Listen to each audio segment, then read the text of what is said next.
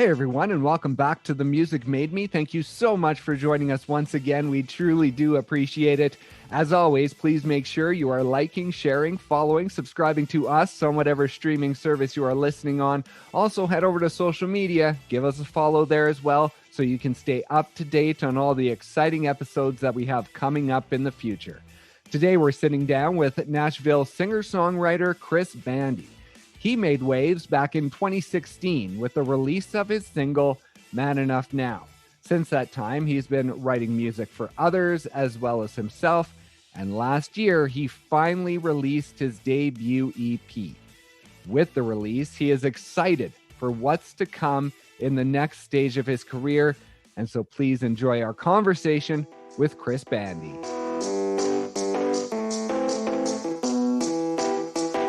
I want to head back to when you were 5.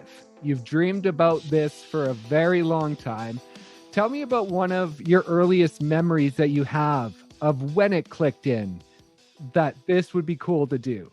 Absolutely. I think my first ever inclination that music is what I wanted to make a career out of was I was 5 years old, and I went with my aunt and my cousin to the Garth Brooks concert. It was the Savvis Center back then. I grew up in St. Louis, Missouri, and we went and saw him play, and just seeing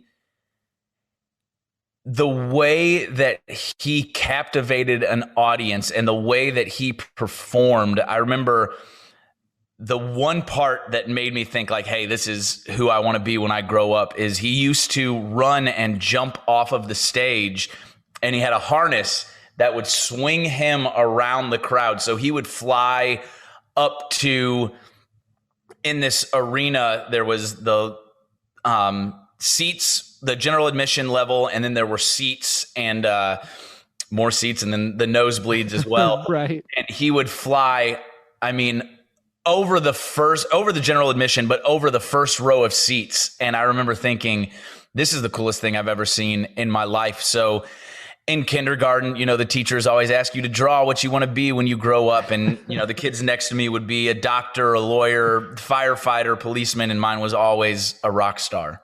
That is awesome. I saw that he was your first concert, and I did not think it was going to be that early. I didn't think you were going to be that young. That is like the most awesome first concert you could ever think of. It is, and I've just been trying to beat it ever since. And it is very hard to do, but I'm actually surprised that my parents let me go to a concert at 5 years old, but they trusted my aunt enough to take care of me. That is awesome. And let's talk about your parents for a minute. You are like a lot of country musicians. Their parents, I find, dad, classic rock, and mom, country. That is how a lot of artists have grown up. And that's the same with you, right? Your Absolutely. Yeah. So way? Dad listened to, Bruce Springsteen, Prince, Elton John, all of that style of music, Santana, and just, he had he was genreless. He listened to pretty much anything, if it had real instruments in it. Then the 90s pop world, he was always listening to that as well. He loved Matchbox 20 and Goo Goo Dolls and stuff like that. And I think that's where my dad and I had our first, common music avenue was in the 90s rock world. And mom listened to strictly 90s country. So it was Garth Brooks, George Strait, Alan Jackson, Travis Tritt, Clint Black, Shania, and all of that stuff. And so it really I joke that it depended on who took me to school that day on what I was listening to. It was either going to be rock or it was going to be country music. And I was was obsessed with music at a very early age. And I think I was the only probably second grader that had the Prince album that I would listen to riding to and from, riding from school to daycare while my parents worked. And that's another thing I was going to ask you about. And another thing that seems really young is that Prince connection. And you would listen to that on your cassette tape or CD, your Walkman. My On the Walkman, school yeah. bus. Now, talk about your connection to that at that point. Were you connected to like the musicality or the lyrics, or was it just everything in general? It was absolutely musicality. At that point, I really didn't pay much attention to what the lyrics were saying, probably at least in regards to Prince songs, because I didn't understand at that age what any of the stuff meant. Yeah, exactly. Until I got older and I look back and I'm just like, you think of the subtle similes and just the things that he uses, the words that he uses to describe things. I mean, in Little Red Corvette, everybody thinks that song is about a Corvette, and it's really not. But at that age, at 8 years old, 7 years old, I didn't really pick up on those subtleties. So it was definitely the guitar playing. It was definitely his voice and his melodies that carried me. When Doves Cry is one of my favorite songs ever, and just the way that he was blending so much at that time to make him his own little genre was incredible. And you talked about your connection with your dad and sort of the 90s rock. Another connection I saw you had was you would go with him to the CD store every Saturday to pick out one new CD and one used CD. And I was wondering how that influenced your music, because I imagine that helped you get into a lot more genres rather than just like waiting for your favorite CD to come out and running out to the store to get it. You were going every Saturday. So I imagine you were mixing things up. Yeah, so it might have been every other Saturday, but we went all the time. There was a CD warehouse which sold new and used CDs, cassettes, albums, 8-tracks. They had everything.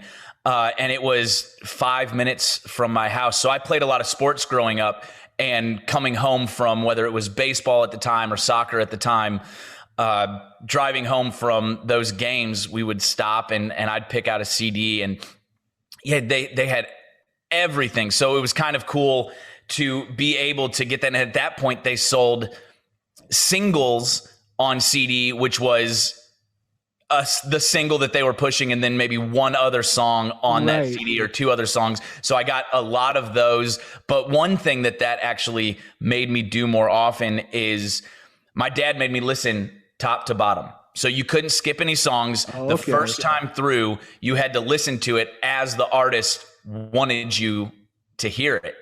And I thought that was really cool, because growing up, some of my favorite songs are the B-sides on some of these albums, the ones that weren't single, that didn't get, the major airplay, but were written so well and so perfectly. So that was definitely one of those things that I took away from going and buying CDs with my dad. And when did the playing start? When did you start picking up your dad's acoustic? So it's kind of funny. I tried one summer to have my dad, because he could kind of strum a few chords and stuff, but I didn't really pay attention very well as a young kid. So he tried to sit me down and teach me guitar one time, and we both failed miserably at that. So I kind of let it sit, collect dust for a while. And one summer I was hanging out with some kids and one of the guys had a bass guitar. And I was like, well, I've got an electric guitar. Maybe we can start a band. And as I'm using that very liberally, but we just started playing together. And there was this website called MX Tabs that you could go on and learn how to play all of these songs. And it would show you where to put your fingers on which fret. And so I learned a lot of like Blink-182 songs. Oh, okay. And he learned the bass for that. So Damn It by Blink-182 was the first song that I ever learned on guitar. And we just kind of played in his basement for a while.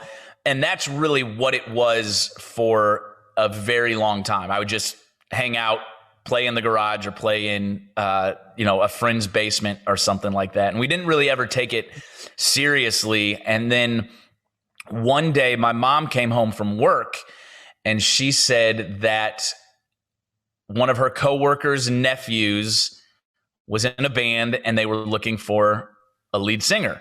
Right. And she volunteered me to be that lead singer for the band. And that led to me being in a rock band for, I guess, 2 years, my junior and senior year of high school. And that was the first time that I had played out on a stage with a band or anything. And we started playing around the St. Louis area and played all of the local dives and places that you could play in St. Louis. And we started playing Battle of the Bands. And it was awesome because we kept winning all of these Battle of the Bands against, we did one that the radio station at the time hosted, and we were going up against grown men and being, juniors or seniors in high school.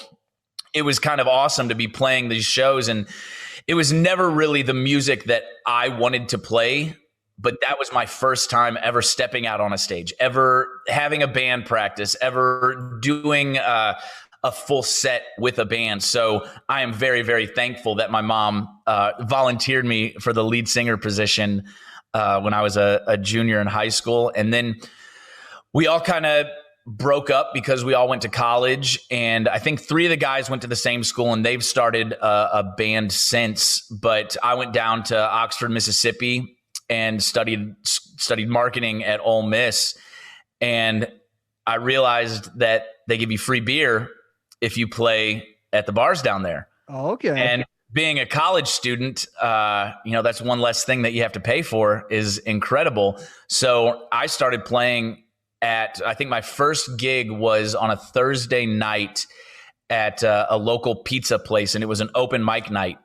And I remember the guy who was hosting it came up to me, and I invited all of my friends that I could out. And so we showed up, they showed out. We probably had 100, 120 people there. And so the guy walked up to me and said, "Hey, I was going to have you go first, but since you brought all these people in here, we're going to have you go last, and then you can play as long as you want." Right. And, in my head, I was like, this is awesome. I'm doing great. But looking back at it now, he just wanted to sell as many drinks as he could to all my friends and keep them in there. Yeah, it made him look better. And so I went on last, and I probably played like an hour and a half that night. And that led to me playing there every Thursday night, which was pretty cool. Now, was that country that you're playing? Like, how did it swing into the country? If you were in the rock band in high school, the classic rock with your dad, how did you eventually swing into that country music performing? So it was actually, when I was in the rock band, all I really listened to was country music. Okay. I remember I was riding home from school one day. There was a kid that was a grade older than me that used to drive me home after football practice because I didn't have my license yet. So he would drive me home, and he listened to nothing but country as well, just like my mom. And I remember Summertime by Kenny Chesney came on. And that was the first song that I was like, wait a minute, this is on the country radio station? This isn't the same, country that my mom was listening to. I can relate to this. Right. I've got a Yoo-Hoo bottle on my floorboard right now, or on your floorboard right now. So that was the first time that I really dove right back into country music. And from my sophomore year to today, it has been country music. And so when did the Nashville itch come in then? I probably was a junior in college, maybe a sophomore or a junior in college. And I got really lucky because I was in college during the time where Luke Bryan and Eric Church were just making names for themselves. Right. So they would come play my little college town. And the first time they came, they'd maybe sell 250, 300 tickets. The next time, maybe 700. And then the third time they sold the place out. And so I was a huge country fan, huge Luke fan, huge Eric fan. And they were always coming out of Nashville. All of these country acts were coming out of Nashville. And so that's where I think the first time the light bulb went off and said, I need to move to Nashville. If this is what I want to do and really dive in, I need to move to Nashville. And so mom and dad said that I needed to get my degree. And as soon as I got my degree, I could go do whatever I wanted. So Spent 5 years in college, maybe a little longer than they would have liked me to spend in college. But I guess it was 4 or 6 days after graduation, I left my everything packed up and moved to Nashville. And that was 2013, right? When you That was moved down? 2013, January. Yes. Yeah. And so what was that like? What were your initial feelings? Because going from just seeing these guys and thinking, oh, Nashville would be cool, to actually being there, was it a culture shock for you? It was, because, I mean, I was a big fish in a small pond in Oxford, Mississippi. Right. It is a very musical town, but it's a lot of blues music, and nobody's really trying to do country music. So I was a big fish in a small pond. And then I moved to Nashville, and I remember the first day I moved to town, I drove down Music Row, and seeing all of the number one signs that are outside of all the publishing houses and record labels and stuff. I thought I was in over my head. I was nervous. I was like, what am I doing here? I don't know if I'll ever make a career playing music, but I knew that this is where I needed to be if I wanted to try, at least. And where was your songwriting at that point? Because that sort of began in high school, middle school. So at that point, when you were moving down to Nashville, how, like, where in your mind was your songwriting? I had a few songs in my back pocket, but I am thankful that hopefully nobody has heard those. But it was getting there. It was still very, very beginner level, trying to find words that rhyme and all of that stuff. But Right. But I had been writing for a long time. I think I wrote my first song when I was in high school, and then in college I was writing quite often.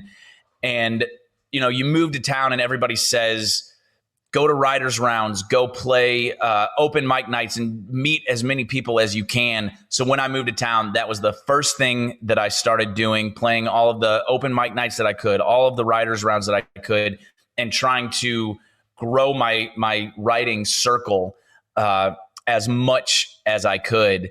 And I hope that my songwriting has gotten better since I've been in town.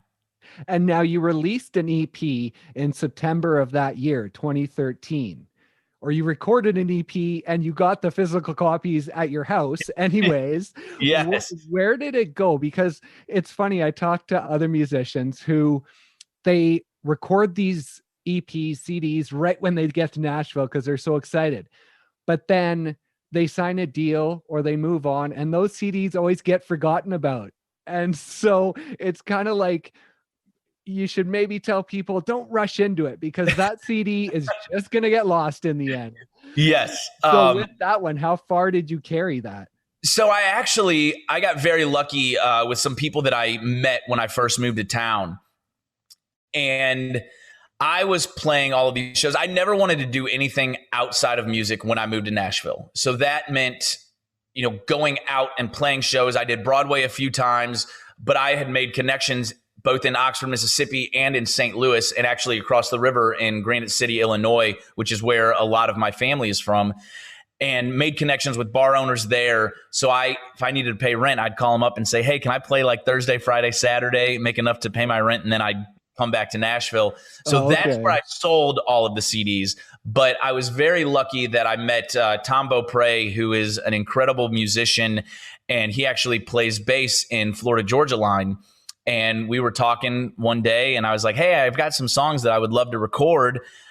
He was just trying to get his feet wet recording some songs. So he, while they were out on the road, in dressing rooms and stuff like that, he would travel with his little rig and play bass and guitar and play almost all of the instruments on that first EP.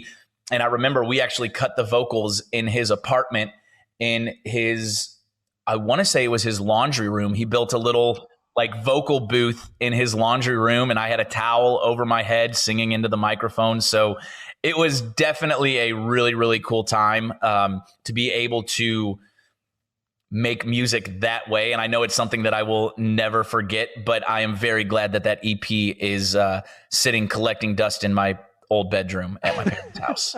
How many copies do you still have? Do you have like boxes full? We have boxes. I think there was a deal if you ordered 1,000. So for the more that you ordered, there was a price break. Right. Yeah. And so I think my dad found out that the best price break was right around 1,000 copies. And I think I maybe sold 100, 150. Oh, that's great. We'll have to mail you a signed one. Yes, please. Please do. That would be amazing. Just don't I would open love it. Don't no, listen. I'll just put it right behind me on the shelf so that people can just see it sitting there. And so when you arrived in Nashville, you performed a lot wherever you could. You also had the songwriting. So how important was it for that start of your career to have both? Do you think if you just went as a performer, you would be where you are today? You would have made it in Nashville? Or did that really help you get established? Absolutely, it helped me get established. It was kind of funny because when I moved to town, some of the best advice that anyone ever gave me was to tell my truth and write about what I know. And at the time, Cruise was the biggest song ever. Right when I moved to town, Cruise was blowing up. And I love Cruise. I think it is a phenomenal song. It's just not how I grew up. Growing up in St. Louis, it's not necessarily what you think of as the, country music capital of the world, but I grew up loving country music, and I knew that I wanted to stay true to who I was and write what I know about. And that's what kind of helped me in different writing rooms, is bringing that little bit of myself into the room. And I'm very, very lucky that I got to focus on writing, because it was a part that every artist and every songwriter is different, and they all have their own truth, and that's what makes them unique. And that's what I felt was so special about getting to hone that craft in different writing rooms with people that were better than me, with people that were worse than me, and being able to put my little spice on the song that day. And you didn't grow up with dirt roads, so you don't necessarily have that perspective, but you did work on a farm quite a bit when you were young during the summer. So I did. Does that experience help you just kind of create those dirt road moments in your music? I think so. And I spent my entire summer between my junior year and senior year and freshman year of college working on that farm. And that way of living is something that I would not be able to write the songs that I write if I hadn't have lived through that. If I hadn't have been up at 4 a.m., driving 45 minutes away from the city to go to work and working all day, plowing the field, weed whacking, doing manual labor for 10 hours a day, making next to nothing. And all we did out there was listen to country music, fish, and drink beer. Right. So it was, that's every country song. I know. I was just going to say, that's the song. Yes. That is awesome. And 2 years after you were there, after cutting your teeth, in April of 2015, you had the chance to play your first CMA Fest. Now, experiences like that, what did those mean to you back then? And just giving you that boost of confidence to say, okay, I'm on the right path. We're doing the right thing. Yeah, they absolutely do that. As you move to Nashville and you kind of have this bucket list of shows and venues that you want to play in this incredible city. And yeah, I remember when we got that first call that we were playing CMA Fest, it was pretty cool, because you don't think, that when you progress in something like this, where the objectives aren't very tangible, it's easy to lose sight of the progress. Right. So little things like that, like you said, they show you that you are making progress in town. You are being noticed, and you are making it. You are doing everything to give yourself those opportunities, which is awesome. And yeah, getting that call was incredible. Yeah. And a couple of months after that, as a songwriter, you had Clark Mason release track 9 that you were a co-writer on. So as a songwriter at that point, is that just that little extra juice? Because that was your first cut that went to radio, right?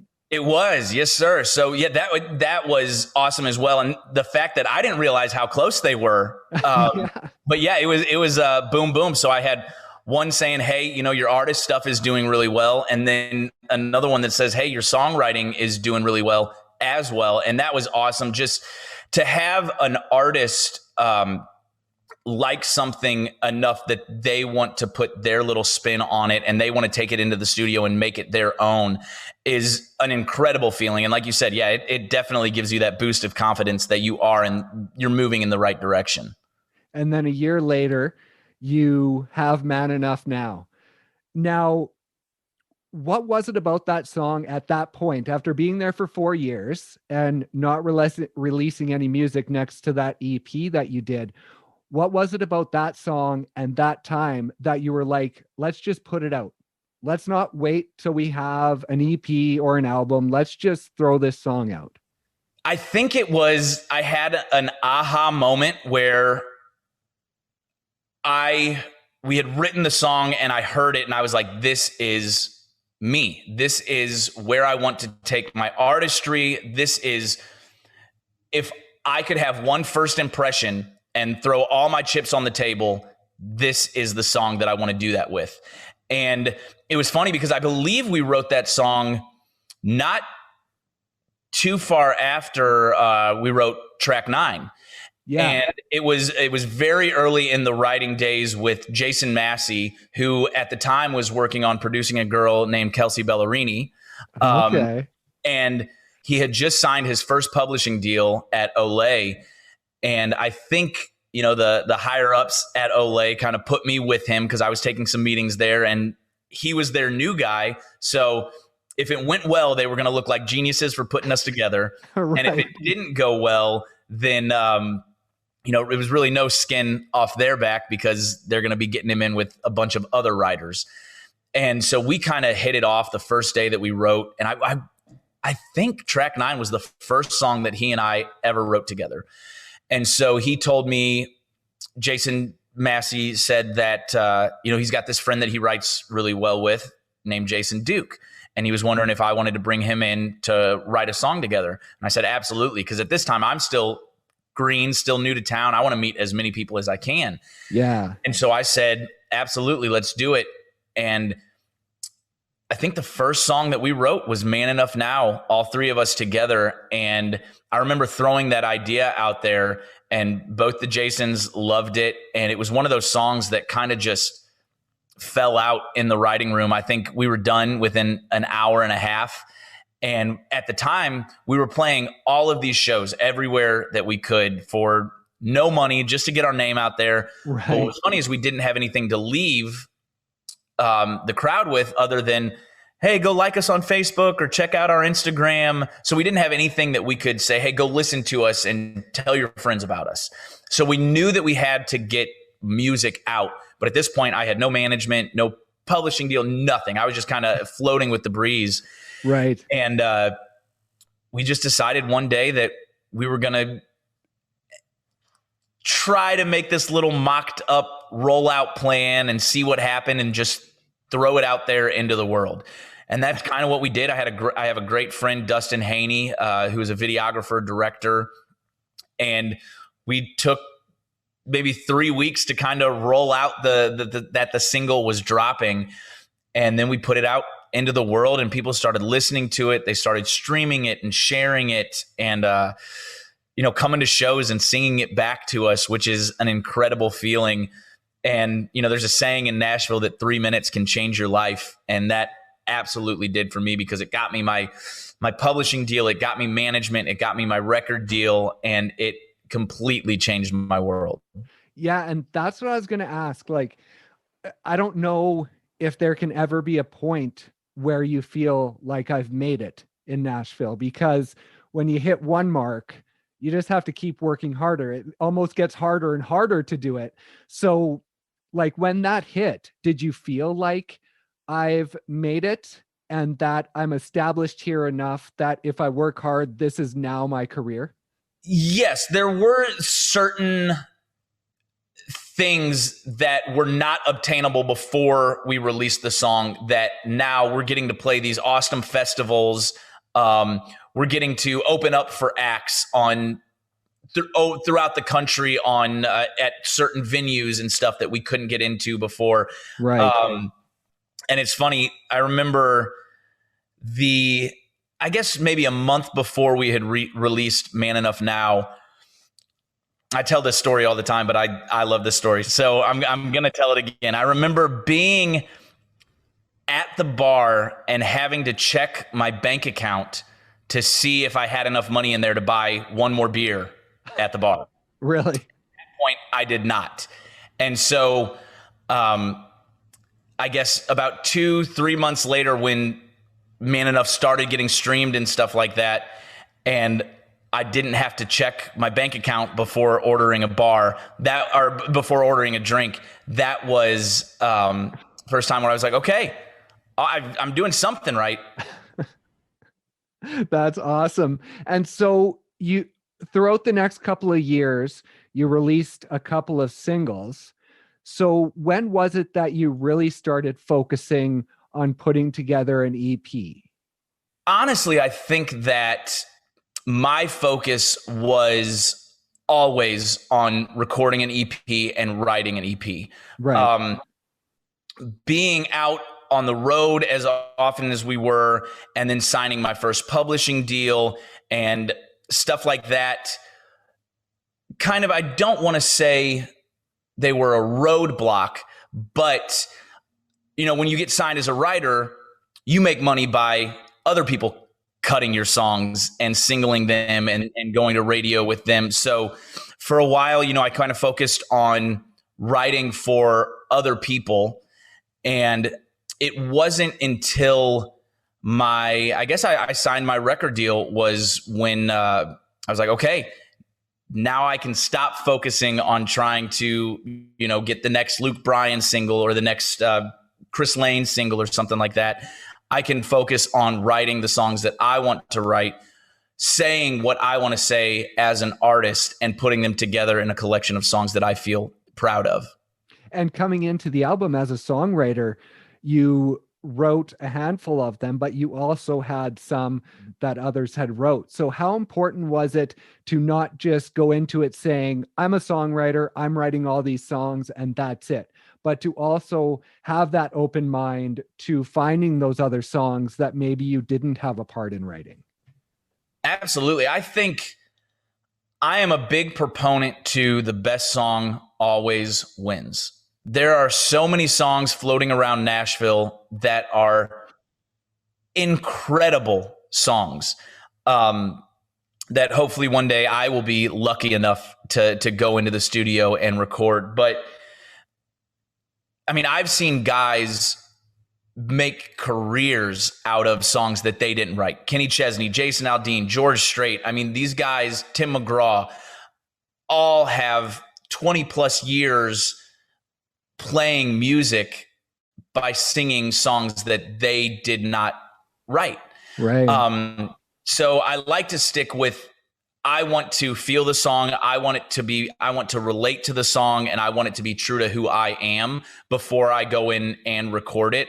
But to me, it's never been, I need to write everything on the album, because there are so many incredible songwriters in Nashville that, on a Thursday, Friday, when I'm in South Carolina and North Carolina playing shows, they're in town writing and trying to write the best song. Yeah, so, I am 100% all for songwriters and recording outside songs. And so February 25th of 2020, even before you release your EP, you have the chance to play the Opry. Now, what did that mean after all those years of cutting your teeth, playing every venue you could, to finally play really the Holy Grail? It was a feeling that I really can't even put into words. You know that the Grand Ole Opry is the pinnacle of country music. And you know how important, when you move to Nashville, you know how important it's not only to country music, but to music as a whole. And the fact that I was invited to go play and walk out onto that stage is something that I will never, ever forget and never, ever take for granted. And I remember I invited my mom and dad, my girlfriend's family came down, my drummer who grew up listening to the Opry every Saturday with his grandpa, his mom and dad got to come down. So we definitely made a family affair of it.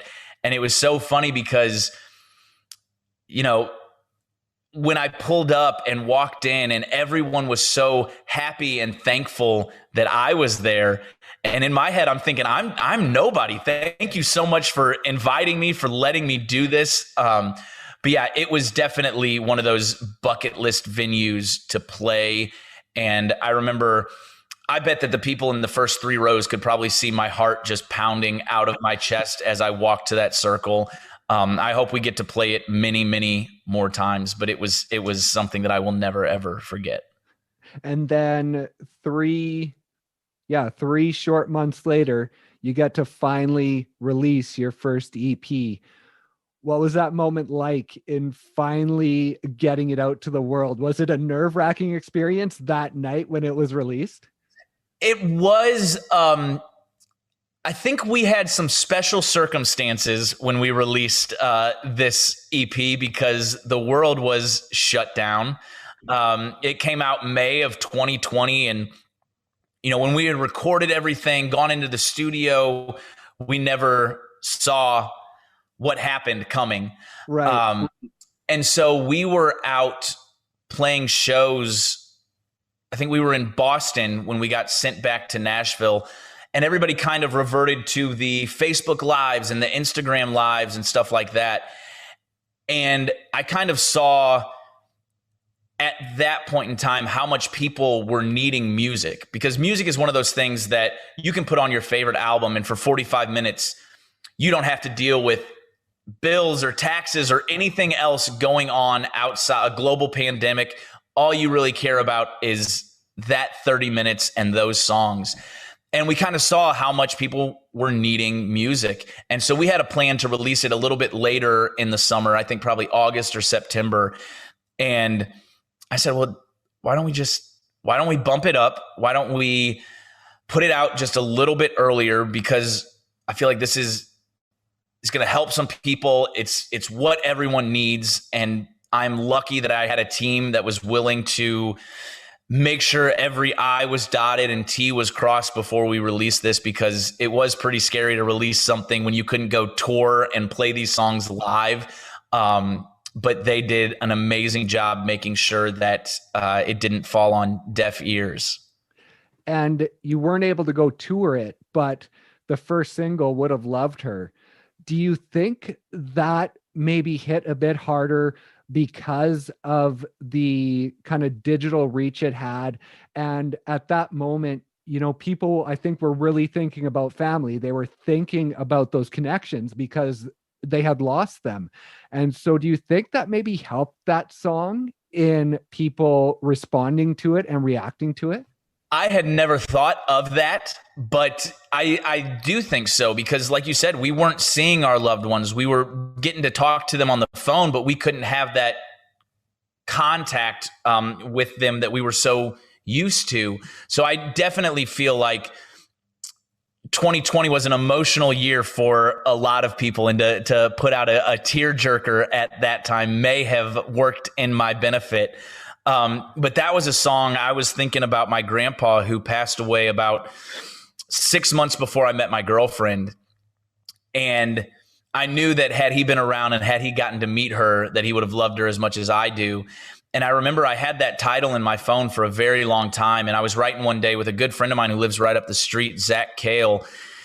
And I kind of told him about my side of the story and how I wanted to write the song and how I saw it going. And he told me that his father actually passed away before he met his wife. And we both kind of knew that that was the song that we needed to write that day.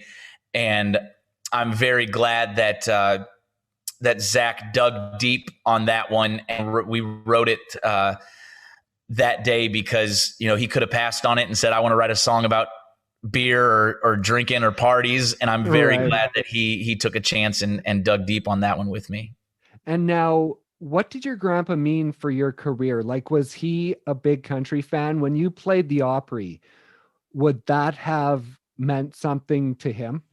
Absolutely. He was the proudest man of my musical career and just following my dreams, really. So I remember there was a little bar, one of the places where I got my start, called Sue's Corner in Granite City, Illinois, and my grandma and grandpa lived right up the street. I mean, they could have probably walked there if they wanted to. And I played there, at least once a month, maybe once every other month, but a Friday and Saturday night. And they were there front row every single night. 1 a.m. would start creeping around, and grandma would be whispering in my grandpa's ear that it's probably time to go. But he would stay there the entire night, listen to me play. And he was very proud that I was following my dreams and doing what I loved to do. That is awesome. And I've taken up a lot of your time, but I have one more question. Absolutely. I can do this all night. I think it's an important one. Growing up in St. Louis, Nelly, listening to Nelly's music, his first album, I know you had the thing memorized. And last year, I believe I think it was 2020. I don't think we were in 2021 yet. You had the chance to write with him. Yes. Now, what was that experience like? I mean, if you would have told 10-year-old me that one day I would get to write a song with Nelly, I would have told you that you were crazy. Luckily, we got to write right before everything shut down. It was a full circle moment. I mean, like you said, I knew every word to the Country Grammar album way before I probably should have known every word to that album. I had a buddy's older brother burn me a copy of it, so I'm sorry for pirating your music, Nelly. I will go buy a copy tonight just to make up for it. But it was something I remember. I got the call from my manager, actually, who said, hey, we've got to write with Nelly if you want it. And I was like, you're joking. He's like, no, but it was on a Sunday and we had played Minneapolis the night before. So I had to hop on a flight at like 4 a.m. to fly back to Nashville just to make it in time. And he was awesome to work with, awesome to hang around with. We got to talk about St. Louis. I, probably fanboyed out a little bit. But there was one point where he actually wanted me to sing on the chorus of the song that we had written with him. And so there's a point where he's holding a microphone right here, I'm singing right here, and he's singing right here, and Nelly's holding the microphone. And in my head, I'm thinking, I'm singing on a song with Nelly, and Nelly's holding the microphone for me. This is the craziest life that I get to live day in and day out. So it was definitely a full circle moment. And to be able to write a song with him, to be able to have his number in my phone now is something that I never thought was going to be a possibility. That is awesome. Well, it's amazing to see your journey, the way it's gone, and just see the success that you've been able to have. Well, thank you so much. And I appreciate you having me on. This was awesome. Thank you. Oh, no problem. Thank you. And I am going to follow up and see if I can get one of those CDs sent to me. Absolutely. I think I know somebody that can make that happen. That gives me the idea of everyone I interview now, if they had an independent release before they moved to Nashville, it's going to be back up here on the counter. You're going to start a collection. Exactly. It's going to be worth a lot of money one day, hopefully. Well, not mine, but the other people's. Oh, I'm sure yours will be too. And what are the tour plans? You got stuff finally moving, right? Yes, it is incredible. We are back out on the road. It feels amazing to be able to walk back out onto a stage. It is something that, you never think that music is going to be taken away from you the way that it was.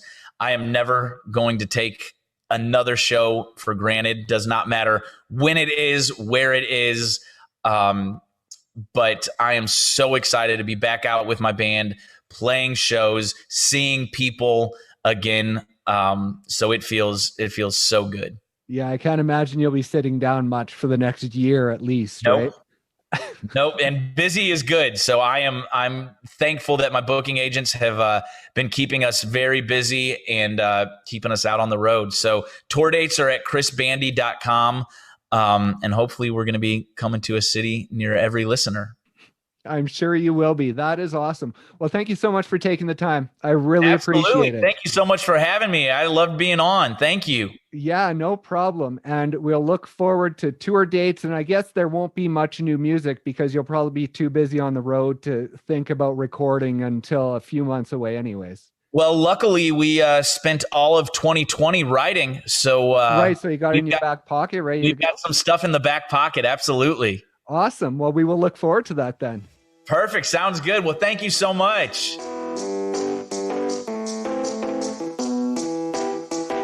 Thank you guys so much once again for listening. And thank you to Chris for stopping by and sharing his story. Be sure to check out his new self-titled EP, which includes Man Enough Now and his new single, Would Have Loved Her. Please also make sure you are liking, sharing, following, subscribing to us on whatever streaming service you are listening on, and head over to social media. Give us a follow there as well so you can stay up to date on all the exciting episodes coming up in the future. Thank you once again for listening, and we'll see you next time on The Music Made Me.